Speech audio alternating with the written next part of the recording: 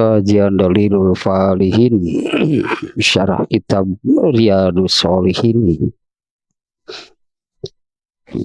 Masih bab ke-13, yaitu bab amal soleh itu banyak ragamnya, banyak jumlahnya, sangat banyak ya. Ini yang selalu saya sampaikan di awal, bahwa kalau memang berkeinginan, ya, kalau memang ada kemauan ya untuk memenuhi apa yang menjadi tujuan Allah menciptakan manusia, ya, yaitu hanya untuk beribadah. Dan beribadah itu ya beramal soleh. Tidak mungkin itu ada seorang dikatakan ahli ibadah tapi tidak beramal soleh.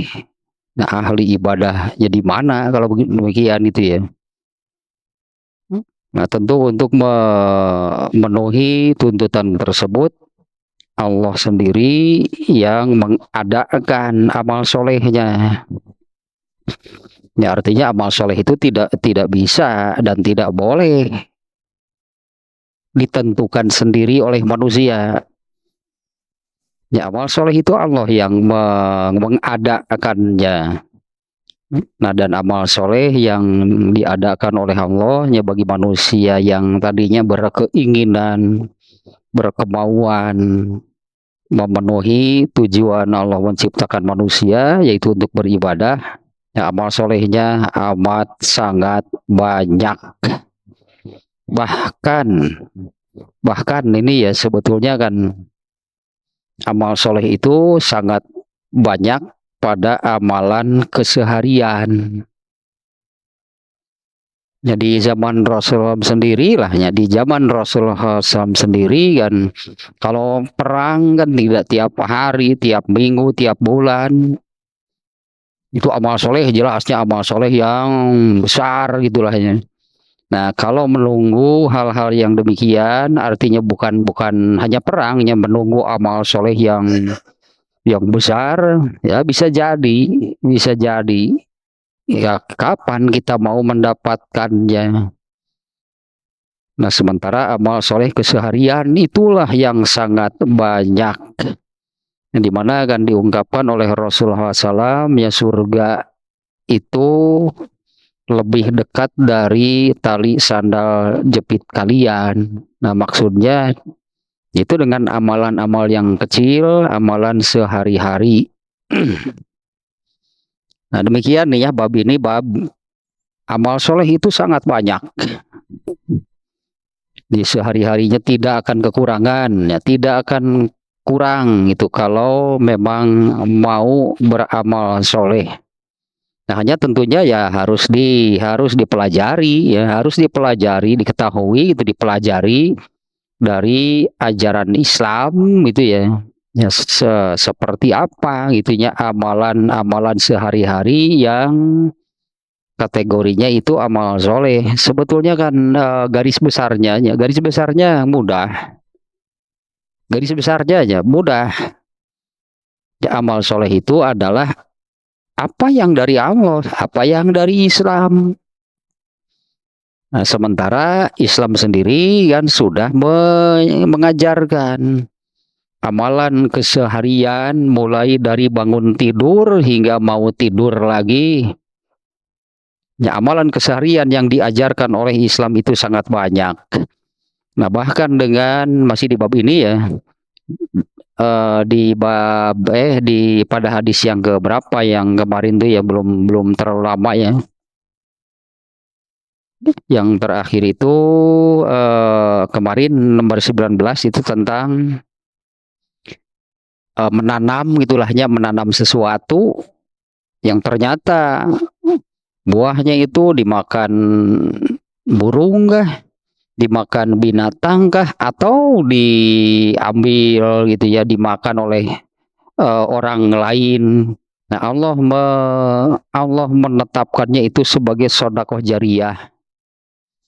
Nah, kemarin ini yang kemarin sekalian nih yang kemarin ya. Ibnul Arabi ini yang tambahan yang kemarin belum tersampaikan nih, berkaitan dengan yang kemarin ya, hadis yang kemarin, apabila menanam sesuatu baik hanya satu buah, seperti kita menanam pohon apa sebutannya di depan rumah, di halaman rumah, menanam apa namanya, pohon rambutan kayak apalah, yang kemudian ada yang dimakan binatang atau juga yang jatuh mungkin diambil orang misalnya. Nah, itu Allah catat sebagai sedekah jariyah sampai hari kiamat. Nah, ini yang belum tersampaikan nih ya, Ibnul Arabi ya, terkait dengan soal sedekah jariyah ya gitu ya. Ibnul Arabi mengatakan min si'ati karomillahi ta'ala. Ini benar apa namanya, kemahaluasan, maha luas ya, luas, lega, maha luas ya kemuliaan Allah. Ini diantara kemahaluasan kemuliaan Allah adalah an yasbuta ala ma ba'dal hayati kama yasbutu ala zalika fil hayati. Allah menetapkan atau Allah tetap memberikan pahala. Ya, Allah tetap memberikan pahala bagi orang yang sudah meninggal, seperti umumnya orang itu atau pahala itu Allah tetapkan, Allah berikan apabila beramal. Nah, ini diantaranya kemahaluasan kemuliaan Allah adalah Allah tetap memberikan pahala. Ya, ini yang kemudian disebut jariyah nih ya. Allah tetap memberikan pahala kepada seseorang yang sudah meninggal, seperti Allah menetapkan pahala bagi orang yang amal gitulahnya, bagi amal orang yang masih hidup. Nah, inilah yang disebut dengan jariyahnya. Artinya jariyah itu kan terus mengalir. Arti jariyah itu mengalir, terus berjalan. Nah, dalam hal ini kan Allah tetap memberikan pahala kepada orang yang sudah meninggal, sementara orang yang sudah meninggal itu kan pasti sudah tidak beramal. Seperti umumnya apa namanya, basicnya gitulahnya kan Allah memberi pahala itu kalau beramal. Nah, ini kemahaluasan kemuliaan Allahnya. Allah tetap memberikan pahala kepada orang yang sudah meninggal, ya sebagaimana Allah menetapkan hal itu ketika orang itu masih hidup dan beramal. Nah, hal yang demikian, yang jariyah pahala, Ibnul Arabi ini mengatakan itu ada 6. Nah, kalau di hadisnya yang populer itu kan yang ini kan ya, hadisnya kan izamatal insanu in qata'a amaluhu ila min salasin. Ya, apabila seseorang meninggal maka terputuslah amalnya. Ya, amalnya memang terputus ya. Illa min salasin, tapi kecuali yang 3. Nah, maksudnya yang 3 ini bukan masih diamalkan, tapi pahalanya tetap mengalir, tetap masuk ke dalam apa namanya sebutannya lah, tabungan pahalanya, yaitu dari sedekah jariyah, kemudian ilmu yang bermanfaat dan anak soleh. Itu kan populernya hadis tersebut. Nih, Ibnul Arabi nih mengatakan ada 6. Ada 6 nih yang apa namanya ya, jariyah pahala. Ada 6 jariyah pahala. Ya, ada 6 jariyah pahala atau pahalanya tetap mengalir, tetap masuk itu ke dalam tabungan pahalanya. 1 sedekah jariyah, ini yang 3 iya, pasti nih ya. 1 sedekah jariyah, 2 ilmu yang bermanfaat, 3 anak soleh, 4 yang ini menanam sesuatu. Bisa jadi kan. Nah iya kayak si aki-aki itu ya melakor mah itu kan orang yang sudah tua menanam kurma ketika ditanya menanam hari ini kapan kebagian, kapan bisa menikmati hasilnya. Ternyata kan orang tua itu menjawab, ya kurma yang saya makan hari ini juga entah kapan ditanamnya dan entah siapa yang menanamnya. Nah ini dari menanam sesuatu. Yang bisa jadinya kita menanam sesuatu itu benar kita tidak akan menikmati hasilnya, buahnya dari pohon tersebut. Katakanlah ya kitanya keburu meninggal. Nah ternyata kan buah ini tumbuh yang kemudian berbuah, banyaklah yang memakannya baik itu binatang ataupun sesama manusia. Nah yang menanamnya ini mendapatkan jariah pahala. Bahkan di sini disebutkan di dalam hadisnya ya yang kedua kemarin sampai hari kiamat. Keempat berarti katanya sodakoh jariah, sodakoh jariah, jariah pahala. Ya, satu dari sodakoh jariah, dua ilmu yang bermanfaat, tiga anak soleh, empat menanam pohon meskipun hanya satu. Gorsun sih bahasanya di sininya, menanam pohon meskipun hanya satu. Yang kedua berkebun atau bertani. Ya berkebun atau bertani mungkinnya ya kebun apalah kalau yang menanamnya banyak seperti dulu kan orang Madinah itu kan bertani mereka itu kasabnya hidupnya itu dari bertani, artinya bukan hanya satu buah pohonnya punya kebun kurma. Ya kalau di kita juga lah kebun kangkung, kebun kelapa, kebun gedang, kebun warung, kebun kebun naon lah pokoknya mah dari yang. Nah apabila dari yang apa namanya pertanian lah sebutnya kan kalau besar jadi pertanian. Nah, kalau dari pertaniannya itu ada burung yang ikut makan, ada binatang atau sesama manusia. Nah, itu juga jariah. Dan yang satu lagi adalah ribat. Ribat itu menjaga keamanan, menjaga perbatasan, menjaga wilayah negara. Ribat, nah sebutannya ya, nah ribat itu juga mendatangkan jariah. Ini kalau Ibnu Arabi-nya mengatakan demikian nih. Saya kira benar nih ya yang 6 ini. Karena hadis yang nomor 19 kemarin juga Bang redaksi hadisnya juga demikian ya.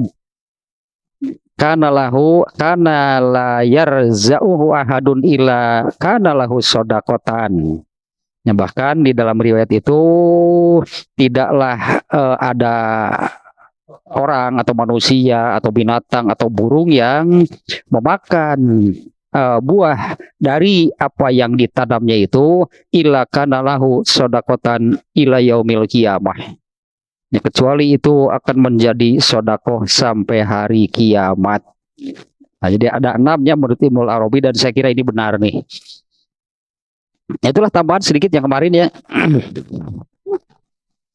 Ya itu amal soleh teh gitunya untuk aya cangkang rambutan teh tong dipiceun atau alungkeun sugan we jadi. Apalagi kalau di sini tuh tanah lega. Tuh lahannya lega. Lahannya luas tuh di pekuburan di kuburan lemparkan ke sana. Niatan artinya ya niatan we. Ya nanti tumbuh siapa yang memakannya. Kalau kita banding-banding butuh rambutan, butuh pahala. Baik atuh rambutan nama teu kabagian ge. Baik atuh alpuket nama teu kabagian ge. Nah ini kan artinya ya memang diniatan weh sekalian melak gitulah. Nah, apalagi kalau semacam biji rambutan, biji gitu mah dialungkeun unggul ge enggak usah di gimana lah, dilempar juga bisa jadi. Bisa tumbuh. Niatannya sekalian tuh celahnya banyak antara kuburan. Pupuk bagus kurang apa. Pupuknya jelema di dia mah. Nah sekarang yang ke-20 nih hadis yang nomor 20. Nah ini juga nih sangat ada yang tadi juga yang barusannya Kan bisa jadi tiap hari, bisa jadi tiap hari ada burung yang ikut makan buahnya, ada binatang yang ikut makan buahnya, ada sesama manusia yang ikut makan buahnya. Kalau ini kan amalnya sekali menanam sudah aja, bahkan bisa jadinya kitanya sendiri lupa mungkin. Dan mungkin juga kan kita sendiri tidak kebagian si buah tersebut. Anggaplah kitanya keburu meninggal, kan pohonnya terus tumbuh, nanti yang makannya siapa? Itu jadi jariah sampai hari kiamat. Nah, yang nomor 20 nih sekarang nih ya, ini juga menunjukkan amalan keseharian. Tapi ini wah luar biasa sih kalau yang ini nih ya. Nah, hadis yang ke-20 masih melalui sahabat Rasulullah SAW, hadisnya yaitu Jabir bin Abdullah. Ya seperti hadis sebelumnya ya, masih hadis sebelumnya juga melalui Jabir bin Abdullah, semoga Allah meridhoinya. Qala, Jabir berkata nih, aroda banu Salimata an yang takilu kurbal masjidi fabalago zalika Rasulullah sallallahu alaihi wasallam. Waqala lahum innahu qad balagoni annakum turiduna an tantakilu kurbal masjid. Waqalu na'am ya Rasulullah qad aradna zalik. Waqala bani Salimata diarakum tuktab asarukum diarakum tuktab asarukum. Nah, sekiannya redaksi hadisnya, ini riwayat Muslim nih. Dari Jabir bin Abdullah, semoga Allah meridhoinya, ia berkata, Banu Salimah, mereka berkeinginan, mereka hendak, itulahnya berkeinginan, mereka hendak pindah, meninggalkan Banu, berarti banyak nih ya, bukan hanya satu orang. Banu sekampung lah ya. Banu Salimah mereka berkeinginan untuk pindah rumah. An yantakilu, ya mereka berkeinginan untuk pindah rumah kurbal masjid, mendekati masjid. Ini ya terjemah dulu lah, ini nggak terlalu panjang juga nih ya. Jadi Bani Salamah punya keinginan untuk pindah rumah menjadi itu, pindah rumah ke dekat masjid.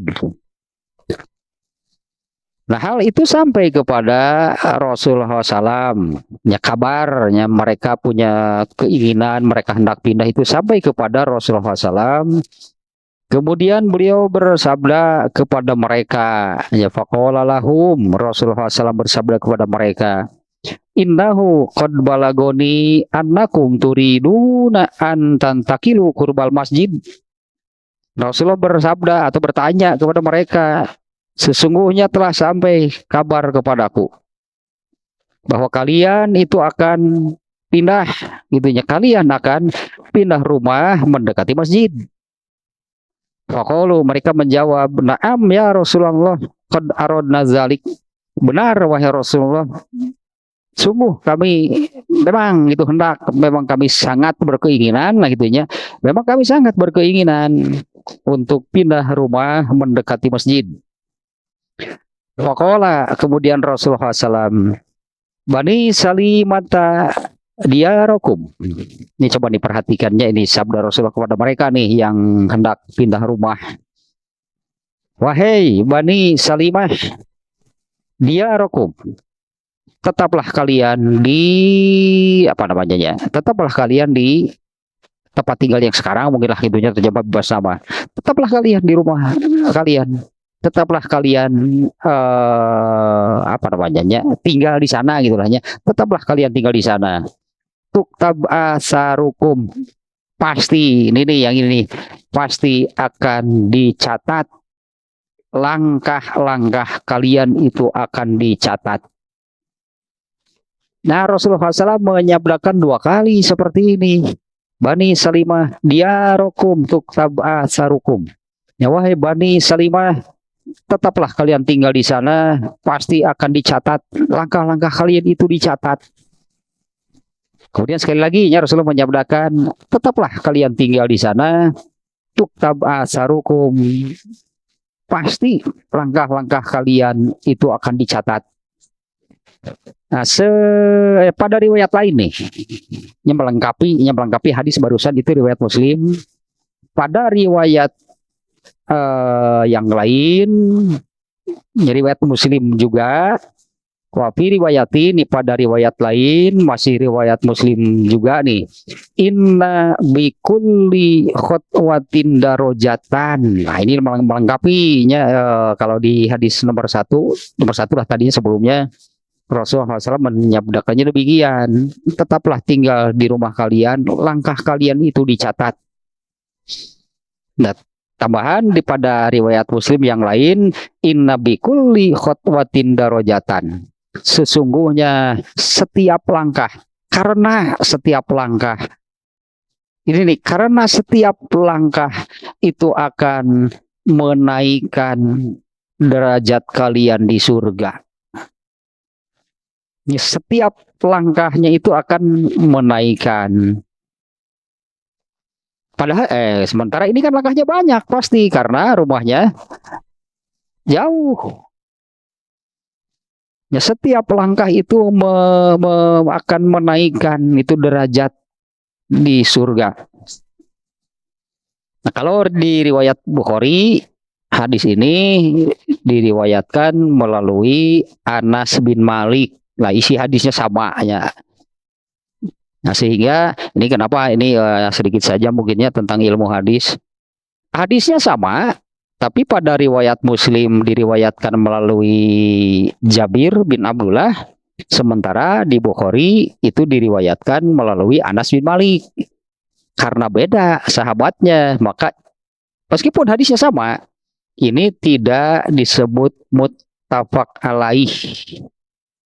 Nah, kalau muttafaq alaih itu hadis yang diriwayatkan oleh Bukhari dan Muslim melalui sahabat yang sama.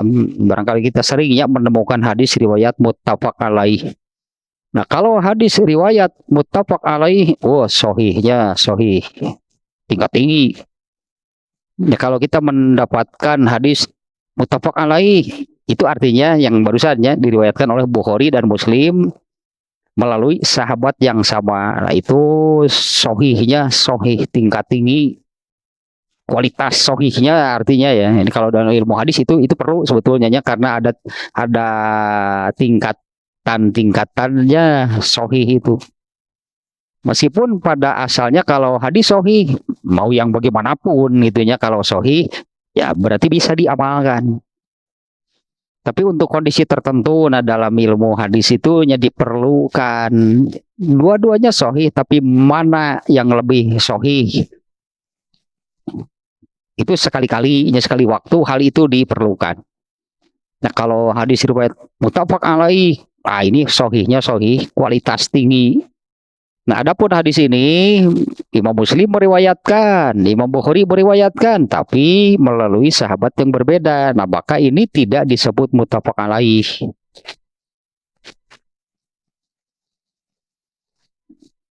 Nah, itulah tambahan bukan tambahan keterangan sih, pada riwayat lainnya ada Rasulullah SAW itu menyabdakan inna bikulli khotwatin darajah. Sesungguhnya setiap langkah itu akan menaikkan derajat di surga. Nah, kurang lebih demikian tadinya terjemahnya nih ada Banu. Nah, Banu Salamah sendiri enggak banyak juga nih di sini penjelasan tentang Banu Salimah itu ya. Banu Salimah artinya marga Salimah. Nah, Salimahnya sendiri ini ada perbedaan pendapatnya, ada yang menyebut Salimah bin Sa'id. Salimah bin Sa'id bin Khazraj alah ini ya Khazraj. Nah, ini tentu kaum Ansornya, karena kaum Ansor itu kan terdiri dari itu kaum Aus dan Khazraj. Nah, kalau ketika menyebut sahabat dari kaum Ansor, nah kadang-kadang suka disebut Al-Ausi, Al-Khazraji dari adalah Banu besar nama Aus dan Khazraj. Nah, ini Banu Salimah itu dari kelompok Khazraj-nya, di mana Khazraj itu dua, tadinya sekali lagi ini dua apa namanya kelompok besar di Madinah yang asalnya mereka bermusuhan, kemudian oleh Allah dipersaudarakan, bahasanya dipersaudarakan. Ya, kalau di dalam ayatnya kan yang di Ali Imran 103 ya.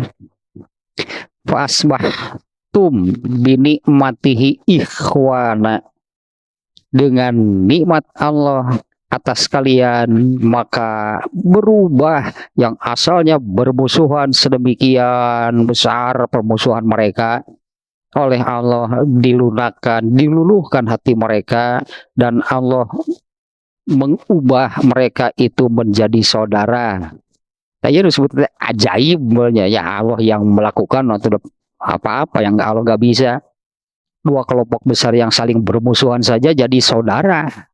Bukan hanya damai selesai permusuhannya, tapi jadi saudara nih antara Aus dan Khazraj, yang ternyata oleh Allah itu disiapkanlahnya Aus dan Khazraj inilah yang kemudian menolong Rasulullah SAW dan para sahabat ketika mereka hijrah. Nah, iya kaum Ansor begitu. Ya, kaum Ansor itu adalah dua kelompok besar Aus dan Khazraj. Nah, ininya salah satunya berarti di contohnya nih, Jabir bin Abdullah itu salah satu dari kelompok Khazraj.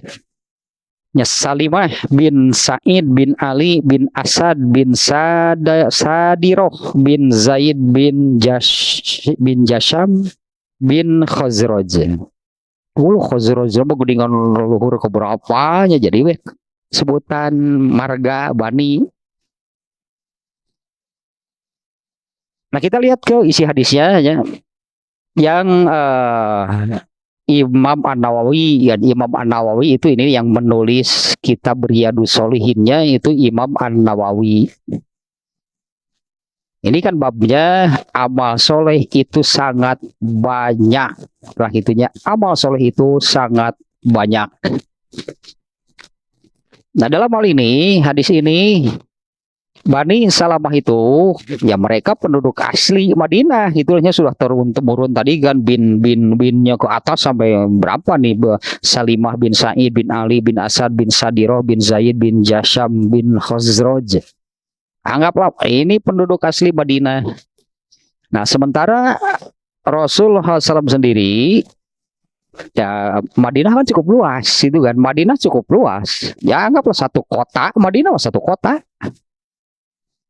Madinah cukup luas nih. Nah, Rasulullah SAW sendiri ketika beliau datang hijrah ke Madinah, di mana beliau akan tinggal, itunya, di mana beliau akan tinggal. Nah, beliau ini apa namanya disebutnya, beliau dalam tanda kutip lah menyerahkannya kepada untanya. Di mana untanya itu berhenti, nah disitulah itulahnya ketika Rasulullah datang ke Madinah itu. Kemudian aku masih koswa lah, aku mahal koswa lah. Mun di urang mah pokoknya mah ieu motor rek dipake pokoknya banyak bensin di dinya eureun tah di dinya gitu. Al koswa mah datara mogok atuh. Yang ternyata kan al koswa itu berhenti di satu tempat yang disitulah karena prioritas nih yang dipinggirkan oleh Rasulullah SAW itu adalah masjid. Jadi di mana Al-Qaswa berhenti, disitulah itunya akan dibangun masjid. Nah, ini sedikit sajanya tentang tanah yang kemudian jadi Masjid Nabawi. Saat itu dimiliki oleh seorang anak yatim nih kalau nggak salahnya, yang ternyata tanah itu kebun kurma, anggaplah bukan kebun kurma juga, mungkin di situ banyak. tanaman kurma, dan di situ juga ada kuburan. Di situ juga ada kuburan, tentu kuburan orang-orang dulunya yang, karena Madinah sebetulnya Madinah itu sama dengan Mekah, mereka ini kaum musyrikin penyembah berhala. Jadi di sana banyak kuburan kaum musyrikin. Nah, kemudian Rasulullah SAW itu karena untanya berhenti di sana, Rasulullah menanyakan siapa pemilik tanah ini. Ternyata pemiliknya itu masuk Islam. Nah, oleh Rasulullah SAW itu mau dibeli itu ya untuk dijadikan masjid. Ternyata pemiliknya itu tidak mau, ya, ia serahkan, katakanlah ia serahkan, itu sedekahkan, itu sebutannya ya, pokoknya ia serahkanlah itu kepada Nabi untuk dijadikan masjid. Walah, jariahnya luar biasanya orang itu jariahnya lo benar luar biasa. Apalagi kan kemudian ditetapkan sholat di Masjid Nabawi itu pahalanya 1000 kali lipat lebih besar daripada Masjid Cikur. Sholat di Masjid Nabawi ya itu pahalanya lebih besar 1000 kali dibandingkan dengan masjid lainnya.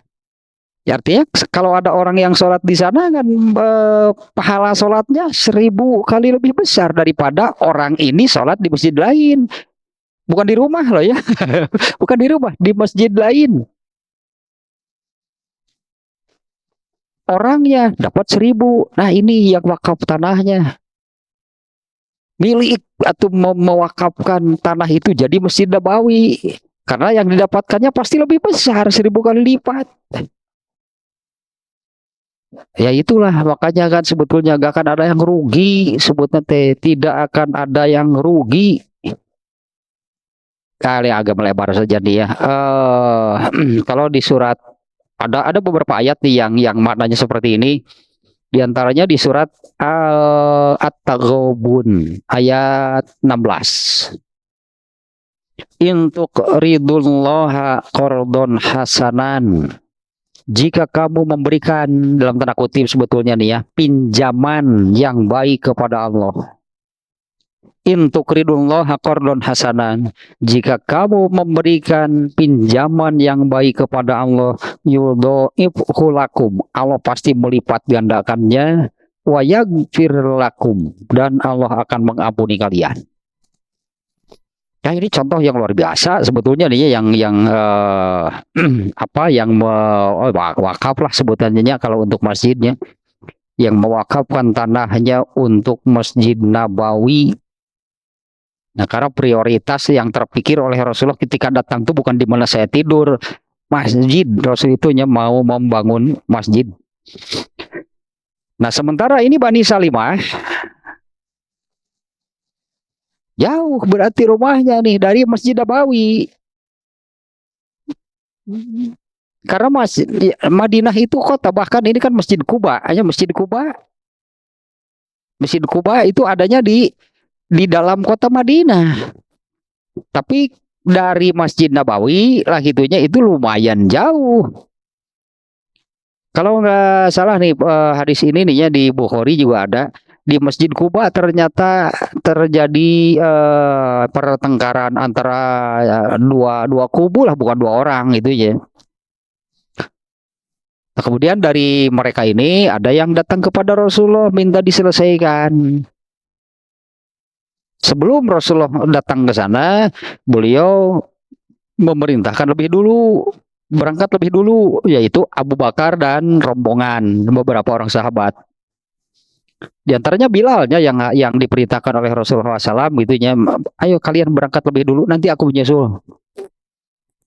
Saat itu ba'da zuhur, jika datang waktu asar, nah Rasulullah berkata kepada Bilal, tanyakan pada Abu Bakar, mau berjamaah, artinya begitu masuk asar, Bilal azan, katakanlah Bilal azan terus berjamaah, atau mau nunggu saya datang.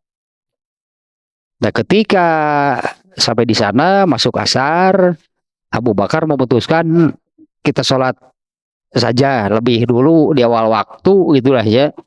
Tidak menunggu Rasulullah SAW. Ternyata sedang berjamaah Rasulullah datang. Itu kan kisah itunya sudah ya, Nah, Masjid Kuba dan yang kemudian kan banyak juga hari ini, apalagi di Madinah itu banyak masjid selain Masjid Nabawi. Itu kalau yang masjid-masjid yang bersejarah itu kan Masjid Kuba. Nah, di mana di Masjid Kuba ini ada syariat sholat 2 rakaat. Sholat di Masjid Kuba saja disebutnya. Sengaja saya datang ke sana mau sholat di Masjid Kuba. Itu ada syariat sholat sunat 2 rakaat di Masjid Kuba. Kemudian Masjid Kiblatain, yaitu masjid yang ketika sedang sholat sampai kepada mereka bahwa arah kiblat sudah pindah. Nah, maka mereka yang sedang sholat di sana berganti arah tanpa membatalkan sholatnya. Jadi 1 sholat 2 kiblat. Nanti kenalah masjid itu Masjid Kiblatain, masjid 2 kiblat. Jadi banyak nih ya masjid-masjid di kota Madinah bahkan sejak zaman Nabi. Nah, ini Bani Salamah ini jaraknya jauh dari masjid. Dan mereka nanti di hadis 21-nya juga meskipun bukan Bani Salimah, tapi sejalan isinya. Nah, mereka ini tidak pernah tertinggal sholat berjamaah. Ya, mereka tidak pernah tertinggal sholat berjamaah. Nah, bagi mereka atau Bani Salimah, dia atau mereka berpikir kan, kalau dekat kan lebih gitulahnya, kalau rumahnya dekat dari masjid lebih gampang, lebih mudah lah gitunya. Meskipun ini sebetulnya kan tidak menjadi halangan sebetulnya jarak yang jauh, karena mereka jarak yang jauh pun tetap mereka tidak pernah tertinggal, tidak pernah ketinggalan sholat berjamaah. Nah, ini berarti kan Masjid Nabawi itu masjid terdekat bagi mereka, meskipun jauh sebetulnya, tapi inilah masjid paling dekat. Mereka tidak pernah tertinggal sholat berjamaah. Ini kalau di hadis 21 nanti adanya yang redaksinya gitu menerangkan demikian. Mereka tidak pernah tertinggal sholat berjamaah. Nah, Bani Salamah ini kan kemudian berpikir kalau dekat kan lebih enak, kan gitulahnya. Kalau dekat kan lebih enak. Ya, sehingga mereka ini mau transmigrasi bedol desa atau ya mah ya eksodus ya mah. Bukan hanya 1 orang, tadinya 1 kampung mereka ini mau pindah, ingin rumah mereka itu dekat itu ke Masjid Nabawi. Kurang lebih tadi demikiannya redaksinya, kata Jabir bin Abdullah, ya Bani Salamah punya keinginan untuk pindah rumah ya, mendekati masjid gitunya, rumahnya itu mendekati masjid. Ketika hal itu sampai kepada Rasulullah SAW, nah Rasulullah mengatakan seperti itu, apa benar kalian ini ingin pindah rumah? Ya, ingin pindah rumah mendekati masjid? Nah, mereka mengatakan benar. Ya, jadi kenapa gitu kan? Kenapa mereka ingin pindah ingin pindah rumah mendekati masjid? Ya, tentu saja kan mereka ini supaya lebih mudah, anggaplah kan, ya jadi lebih mudah. Kalau rumah mereka dekat, ya katakanlah hanya 10 meter, 20 meter itulah dari masjid, banyak tuh berjamaah itu, jauh saja mereka tidak pernah ketinggalan. Tapi kan jadi lebih mudah. Gitu kan, jadinya lebih mudah gitu, lebih, kalau di jalan andai sholat subuh yang gelap, sholat isya yang gelap, kan jadi agak di jalannya bagaimana lah gitunya, karena jaraknya jauh kemudian kondisinya gelap, beda kan dengan kalau rumahnya dekat. Nah, mereka itunya ingin pindah rumah dekat ke masjid itu untuk lebih mudah. Nah, gitu lah demikiannya, untuk lebih mudah. jika mau ikut sholat berjamaah di Masjid Nabawi bersama Rasulullah SAW. Tapi kan ternyata nih oleh Rasulullah SAW, dia rokum, tetaplah kalian tinggal di sana. Tuktab asarukum, langkah-langkah kalian itu dicatat, gitu aja. Langkah-langkah kalian itu dicatat. Nah, jadi ini memang ya seperti inilah ya, seperti inilah Allah sudah menetapkan. Milik sebetulnya bang apa? Milik kalau punya rumah agak jauh dari masjid. Karena jumlah langkah orang yang menuju masjid, orang yang rumahnya dekat dengan rumahnya jauh kan pasti beda. Nah, setiap langkahnya itu tadi riwayat yang lain itu ya, inna bikulli khotwatin darajatan. Sesungguhnya semakin naiknya derajat seseorang di dalam surga itu dengan langkah-langkahnya itu. Ya justru Rasulullah ini kan malah menganjurkan demikian. Tinggallah di tempat tinggal kalian sekarang. Ya jauh. Tadi lah kita bandingkan juga nih. Kalau yang tadinya, kalau kita menanam sesuatu, ini yang hadis yang ke-19 tadinya. Kalau kita menanam sesuatu, bisa jadi kan malah gak kebagian apa-apa. Anggaplah keburu meninggalnya. Apalagi pohon semacam tadilah rambutan gitu, misalnya pukat atau durian. Itu kan dari mulai kita menanam sampai berbuah kan lumayan cukup lama kan, berapa tahun kan baru berbuah. Bisa jadi kan kita menanam keburu meninggal. Buahnya kita gak kebagian gitu kan. Buahnya kita gak kebagian kan. Tapi jariahnya. Sekarang kita bandingkan seperti ini. Emang yang lebih penting bagi kita itu yang mana coba? Andai itu kebagian buahna tapi kebagian jariahna. Ini andai gitulah. Demikian kalau dibanding-banding. Kita kan mengatakan kan banyak tuh kebagian buahna gitu. Nah, itu kan yang jauh lebih bernilai, dapat jariah pahala sampai hari kiamat. Ya kamu gitu beri kebagian buahna sama miliknya andai gitunya kita menanam tapi tidak kebagian. Kita kan bisa mengatakan itu kan baiklah di kebagian buahnya gitu. Itu kan nggak apa-apa lah, biar saja kita nggak kebagian buahnya, tapi kan kita kebagian jariah pahala sampai hari kiamat.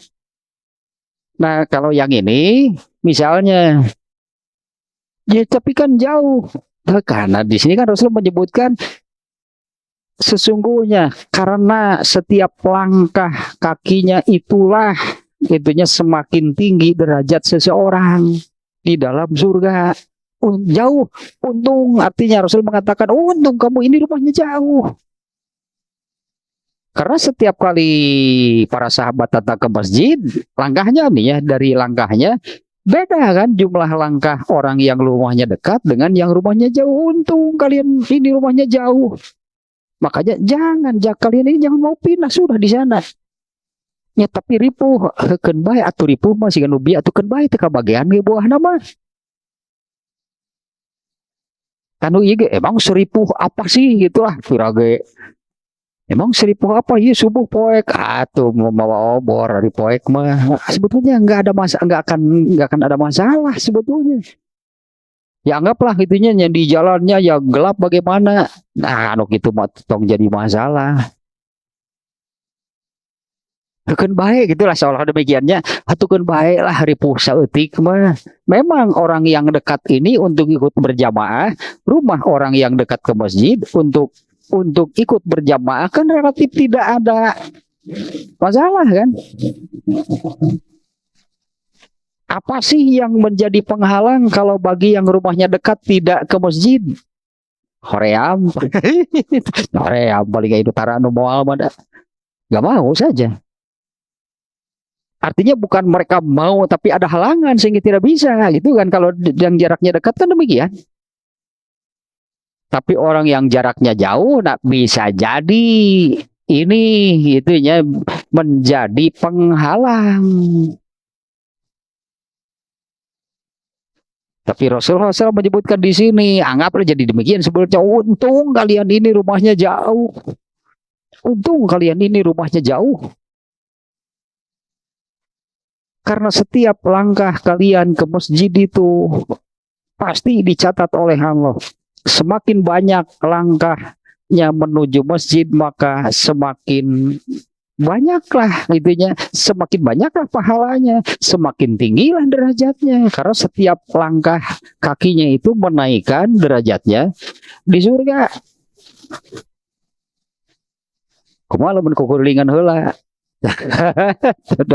Rumahnya dekat, tapi langkahnya ingin banyak. Beriling nih betah.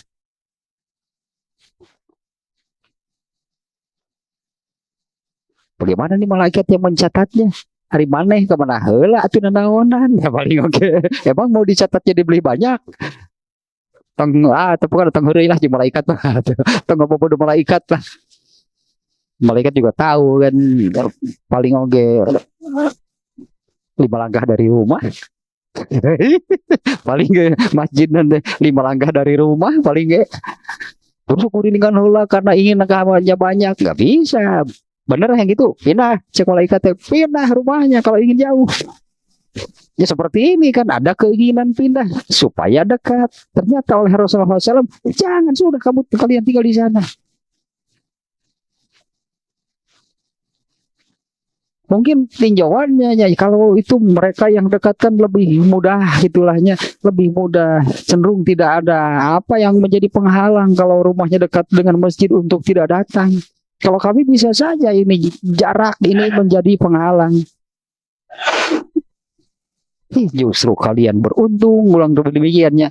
Justru kalian itu beruntung. Ini terutama nih inna bikulli khotwatin darajatan. Karena sesungguhnya dengan setiap langkah itu semakin menaikkan derajatnya di surga. Ya, memilih keuntungan malah jauh keuntungan. Dekat sebetulnya kan lebih mudah, lebih menguntungkannya dekat dari segi apalah nggak akan ada yang nggak akan apa namanya nggak akan punya alasan lah gitu kalau rumah dekat ke masjid terus di masjid mau alasan apa? Ini yang jauh saja, yang jarak bisa jadi penghalang untuk datang ke masjid. Tapi kan kalau memang mau, ternyata Allah memberi keutamaan. Kan kalau memang maunya Allah memberi keutamaan ternyata. Setiap langkahnya itu akan semakin menaikkan derajatnya di surga. Nah, kalau ke babnya nih ya, bab ini kan babnya sekarang nih amal soleh itu ternyata amat sangat banyak. Dalam hal ini, Rasulullah SAW bukan menyebut sholatnya, langkahnya itu dicatat sebagai amal terpisah. Berarti langkahnya itu sebagai suatu amal. Diberi pahala kan tadi disebutnya tuktab asarukum. Langkah kalian itu dicatat. Dan langkah kalian setiap langkah gitu ya, setiap langkah itu akan semakin menaikkan, meninggikan itu derajatnya di surga. Ini sesuainya stok gitulahnya dengan bab sekarang ini bahwa amal soleh itu sangat banyak. Terkait sholatnya sendiri, apalagi kalau tahjir. tahjir. Nah, terkait tahjir ternyata apa namanya? Orang tahjir gitunya, orang melakukan tahjir. Kan tujuan utamanya mau sholat. Tapi nah terkait nih amal pokoknya sholat. Tapi apabila tahjir ternyata kan banyak nih amal soleh yang lainnya. Banyak nih amal soleh yang lainnya. Dimana semua amal soleh ini kan dilakukan dengan tujuan pokok kan mau sholat. Ya katakanlah orang mau tahjir kan wudhu lebih awal kan, kemudian syukrul wudhu, kemudian melangkahkan kakinya ke masjid, kebagianlah tahiyatul masjid katakannya, karena datangnya kan sebelum azan. Tahiyatul masjid pasti keburu, jadi 2 sholat itu saja pasti keburu. Syukrul wudhu bisa keburu dilakukan, kemudian datang ke masjid, tahiyatul masjid bisa dilakukan. Setelah itu kemudian menunggulah itu kan, menunggu waktu sholatnya datang. Selama menunggu ini kan Allah memberi pahala nih di sini nih ya. Allah memberi pahala, satu pahala sholat yang akan dilakukan padahal sholatnya belum. Orang yang tahjir artinya selalu mendapat pahala lebih besar. Pahala sholat yang akan dilakukannya. Orang ini sudah diberi pahala lebih dulu oleh Allah. Kemudian kan didoakan oleh malaikat yang satu, doa didoakan oleh malaikat. Malaikat itu doanya pasti dikabul karena malaikat tidak pernah melanggar. Dan isi doanya kan Allahumma gfirlahu warhamhu, kalau nggak salahnya.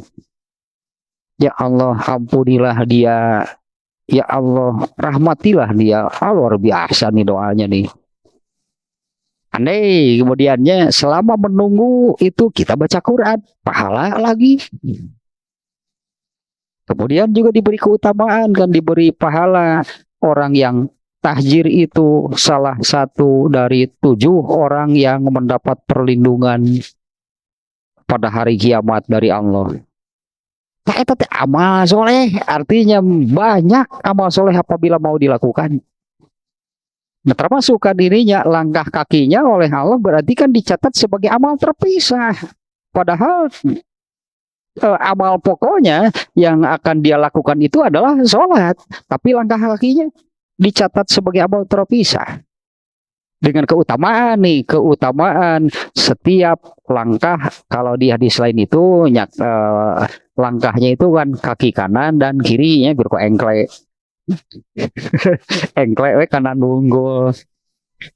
Langkah kaki kanannya seperti di hadis ini nih, semakin meninggikan derajatnya, dan langkah kaki kirinya itu menghapus dosa-dosanya.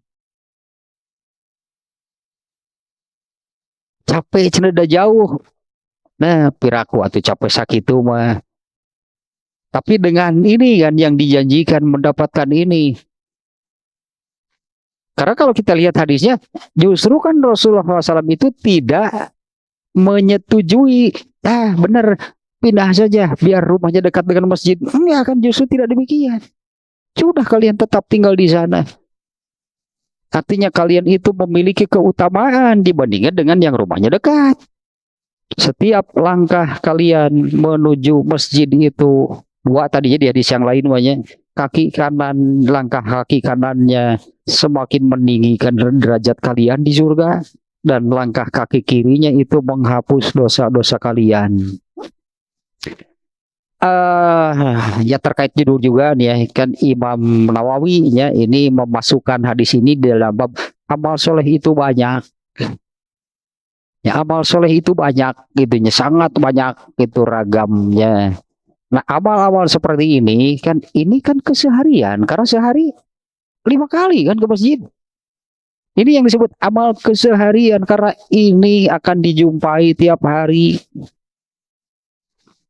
Nabung pahala itu dari amalan keseharian dan nuan perang memual ayah sih kan itu. Apa kita akan ke bagian perang yang kemudian gugur syahid? Ya artinya kalau menunggu amalan yang besar gitu, yang ya keutamaannya juga luar biasa lah mati syahid. Padahal kalau benar ada kita mau ikut perang, karena ke masjid ditolak, nggak akan diterima orang ikut, nggak akan diterima orang daftar ikut perang sementara ke masjid netara, sementara berjamaah itu nggak dilakukan, ditolak pasti kalau mau daftar. Ini kita melihat ini saja nih yang kekinian lah. Ya sekarang ini ke perang di Gaza,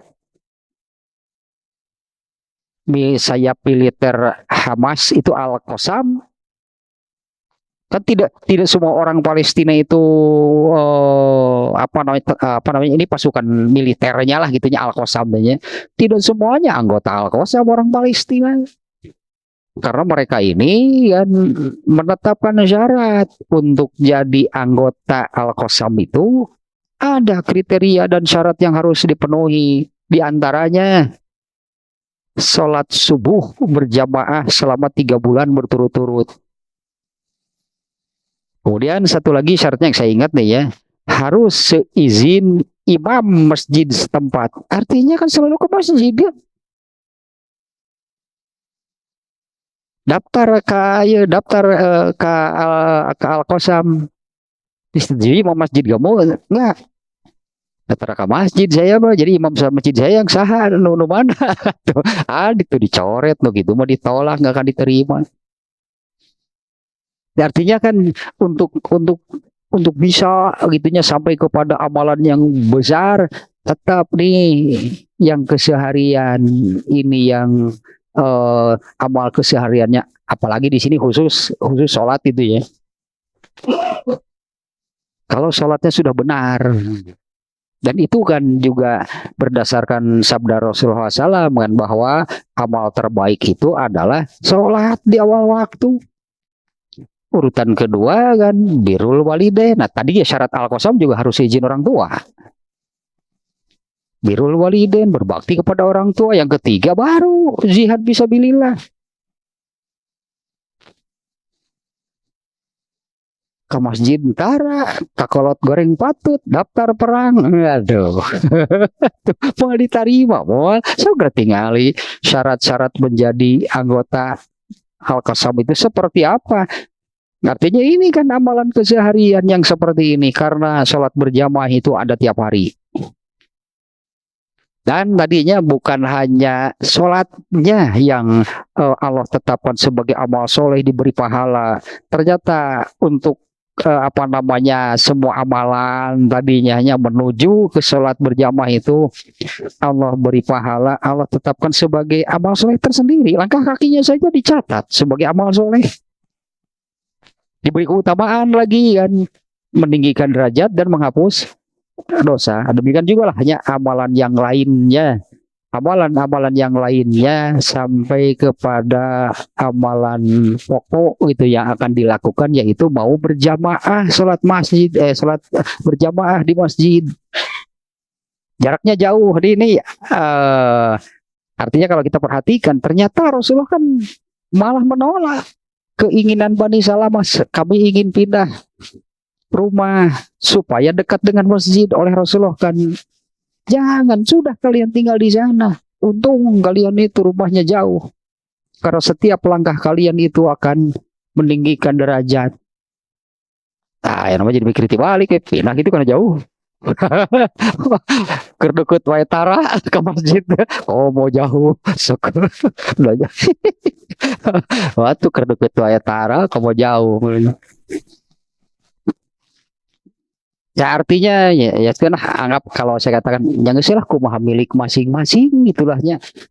Ya kumaha milik masing-masing we. Artinya kalau yang dekat jumlah langkahnya lebih sedikit. Kalau yang rumahnya jauh jumlah langkahnya lebih banyak. Mau dekat mau jauh hari ke masjid percuma kan. Yang milik lah hetamang Bani Salamah seolah-olah Rasulullah mengatakan demikian, kalian ini malah beruntung rumahnya jauh, karena setiap langkah itu akan meninggikan derajat, menghapus dosa. Nah Rasulullah tidak menyetujui kan di hadis ini, tidak menyetujui ketika Bani Salamah itu ingin pindah eksodus, ya, karena satu bani, ya bukan hanya satu orang. Kami ingin pindah rumah mendekati masjid. Nah, Rasulullah SAW melarang lah dalam hal ini. Sudah kalian tinggal saja di sana. Jaraknya jauh, itu satu keuntungan. Lakitunya itu satu keuntungan. Karena jumlah langkah kalian menuju masjid ini lebih banyak dibandingkan dengan yang jaraknya lebih dekat.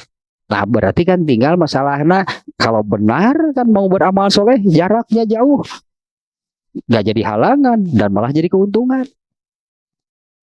Ini kan masalahnya hanya kalau benar mau beramal soleh, karena ini Imam Nawawinya menempatkan hadis ini dalam amal soleh itu banyak ternyata.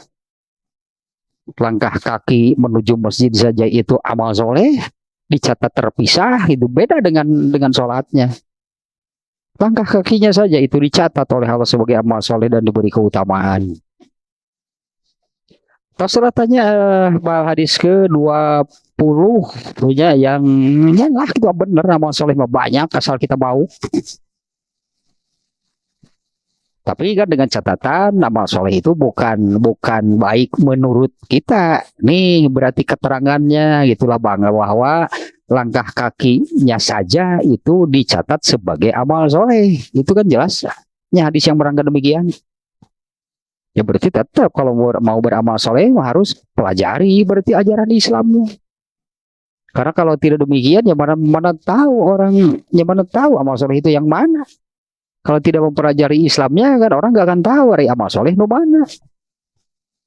Kalau semata-mata oh ya ini kan baik, iya itu kan baik menurut kita, menurut pikiran. Nah amal soleh itu adalah apa yang diajarkan lah itunya, apa yang diajarkan oleh Islam lah itulah amal soleh. Dan sekali lagi kan amat sangat banyak